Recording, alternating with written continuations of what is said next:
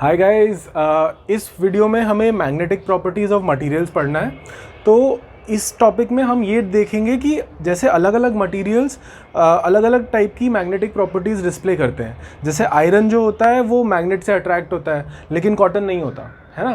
तो हम ये देखेंगे कि क्या फैक्टर्स हैं जो किसी मटेरियल की मैग्नेटिक प्रॉपर्टीज़ को इन्फ्लुएंस करते हैं। ठीक है, तो सबसे पहले तो ये जान लो कि आखिर क्यों कोई मटेरियल मैग्नेटिक प्रॉपर्टीज़ डिस्प्ले करेगा। तो देखो, हर मटेरियल जो होता है वो एटम्स से या मॉलिक्यूल से बना होता है, ठीक है ना। अब एटम्स में इलेक्ट्रॉन्स रिवॉल्व कर रहे होते हैं न्यूक्लियाई के अराउंड, ठीक है ना। तो हर एटम का एक मैग्नेटिक मोमेंट होता है, ठीक है ना। अब बल्क मटेरियल में कभी कभी क्या होता है, कुछ मटेरियल्स के लिए ये जो मैग्नेटिक मोमेंट्स होते हैं वो ऐसे अलाइन होते हैं कि एक नेट मैग्नेटिक मोमेंट मटेरियल के अंदर ऑलरेडी एग्जिस्ट करता है, इररिस्पेक्टिव ऑफ कि कोई एक्सटर्नल मैग्नेटिक फील्ड है या नहीं है, ठीक है ना। तो ऐसे जो मटेरियल्स होते हैं उनमें हमें ये मैग्नेटिक प्रॉपर्टीज़ देखने को मिलती हैं, ठीक है ना। तो सबसे पहले तो हम देखते हैं कि क्या फैक्टर्स होते हैं जो मैग्नेटिक प्रॉपर्टीज़ को इन्फ्लुएंस करते हैं। यहाँ पे आप ये मानो कि ये कोई मैग्नेटिक मटेरियल है, ठीक है ना। उसको आपने एक एक्सटर्नल मैग्नेटिक फील्ड में रख दिया है, ठीक है। तो इस मटेरियल के अंदर जो मैग्नेटिक फील्ड इंड्यूस होगा वो इस एक्सटर्नल मैग्नेटिक फील्ड से थोड़ा सा डिफरेंट होगा, depending upon its magnetic properties, ठीक है। तो हम जो ये बी इंड्यूस्ड है इनसाइड द मैग्नेटिक मटेरियल उसको ऐसे लिख सकते हैं, B induced is equal to external magnetic field plus magnetic field due to internal properties, ठीक है ना। इसका मतलब क्या, हमने जो इस मैग्नेटिक मटेरियल के अंदर जो फील्ड इंड्यूस हुआ है उसको दो पार्ट्स में डिवाइड कर दिया है। एक जो एक्सटर्नल फैक्टर यानी एक्सटर्नल मैग्नेटिक फील्ड की वजह से है बी नॉट, और दूसरा जो मैग्नेटिक प्रॉपर्टी की वजह से है इस मटेरियल की, ठीक है। ये दो हमारे, ये एक इक्वेशन आ गई हमारी इंड्यूस मैग्नेटिक फील्ड की, ठीक है। तो अब हम एक वेक्टर डिफाइन करेंगे एच नॉट, जो होगा B naught by mu naught, ठीक है। म्यू नॉट क्या है, वही हमारा constant permeability of free space, और बी नॉट क्या है, एक्सटर्नल मैग्नेटिक फील्ड। इस वेक्टर को हम कहेंगे मैग्नेटिक इंटेंसिटी, ठीक है। तो आप देखो इस इक्वेशन में, मैं ये मिटा सकता हूं ना दोस्तों। तो इस इक्वेशन में हम बी नॉट की जगह ये लिख सकते हैं new not H not, new naught times H not, ठीक है। इस इक्वेशन में हमने ये लिख दिया। और अब सवाल उठता है कि ये bm को कैसे लिखें। तो उसके लिए हम एक दूसरा वेक्टर डिफाइन करेंगे m। m क्या होगा, magnetic moment per unit volume, ठीक है ना। इस मटेरियल के अंदर एक मैग्नेटिक मोमेंट होगी और इसकी एक वॉल्यूम होगी। तो अगर आप m को लिख दो magnetic moment per unit volume, तो वो हमारा वेक्टर बन जाता है जिसको हम कहते हैं मैग्नेटाइजेशन, ठीक है। इस वेक्टर का नाम होता है मैग्नेटाइजेशन।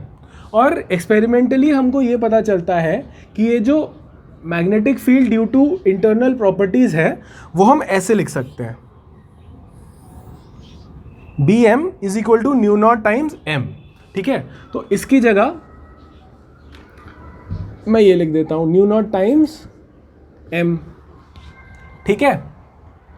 तो देखो हमने ये लिख दिया, आपका जो इंड्यूस्ड मैग्नेटिक फील्ड है इन द मटेरियल वो एक्सटर्नल फैक्टर की वजह से इतना है और इंटरनल फैक्टर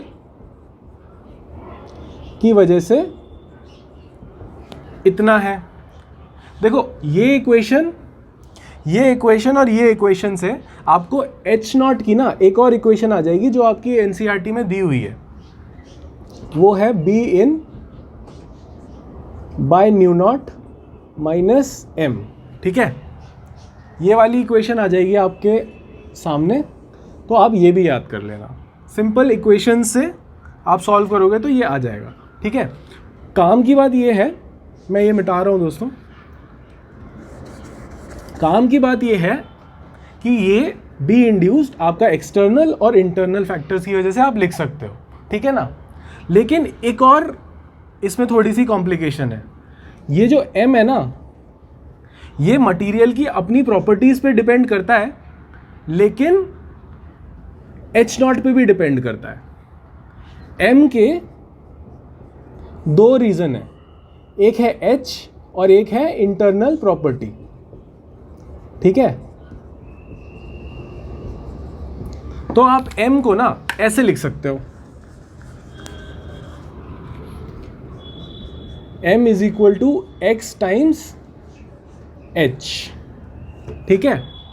इसमें x क्या है, मैग्नेटिक ससेप्टिबिलिटी,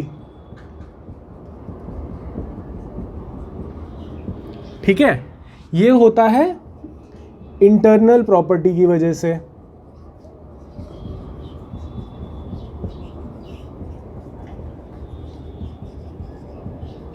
और ये होता है एक्सटर्नल रीजंस की वजह से, ठीक है। तो आप m को ऐसे लिख सकते हो, ठीक है। आपने नोट किया कर लिया हो तो मैं यहाँ ये मिटा रहा हूँ दोस्तों, ठीक है। तो अब आप इस इक्वेशन को इसके साथ जोड़ के ये लिख सकते हो, B induced is equal to mu naught h plus mu naught X H. इसको ये लिख सकते हो mu naught 1 plus X H, ठीक है। तो आप ये देखो, इस पूरी टर्म को आप लिख दो mu naught mu R H, where mu R is equal to 1 plus X, ठीक है। तो गाइज यहाँ पे यू आर होता है 1 प्लस एक्स, तो इस टर्म को हम कहते हैं रिलेटिव मैग्नेटिक परमिएबिलिटी, ठीक है। तो देखो अब थोड़ा और कंफ्यूज करते हैं इस बात को। अगर हम mu naught times mu R को लिख दें म्यू, ठीक है, mu naught mu R is equal to mu, तो इस टर्म को हम कहेंगे magnetic permeability of the material, of course, है ना। तो म्यू आर क्या है, 1 plus X, that is relative magnetic permeability, और म्यू क्या है, mu naught times mu R which is magnetic permeability of the material, ठीक है। तो ये तीन टर्म्स आपके पास आ गई, एक तो एक्स, एक म्यू आर और एक म्यू, ठीक है ना। जानने वाली बात इसमें यह है कि इन तीनों टर्म्स में एक ही इंडिपेंडेंट है। अगर आपको x पता है तो आपको 1 प्लस एक्स पता है, इसका मतलब आपको म्यू आर पता है, और अगर आपको म्यू आर पता है तो आपको mu naught times mu R पता है, तो आपको म्यू पता है। तो इन तीनों में से एक ही टर्म जो है वो इंडिपेंडेंट हो सकती है, ठीक है। और एक और बात, इसी x से हम मटेरियल्स की प्रॉपर्टीज़ को डिफाइन करते हैं, यानी कि मटेरियल्स को डिवाइड करते हैं डायामैग्नेटिक, पैरामैग्नेटिक और फेरोमैग्नेटिक मटेरियल्स में, जो कि हम नेक्स्ट वीडियो में पढ़ेंगे, ठीक है।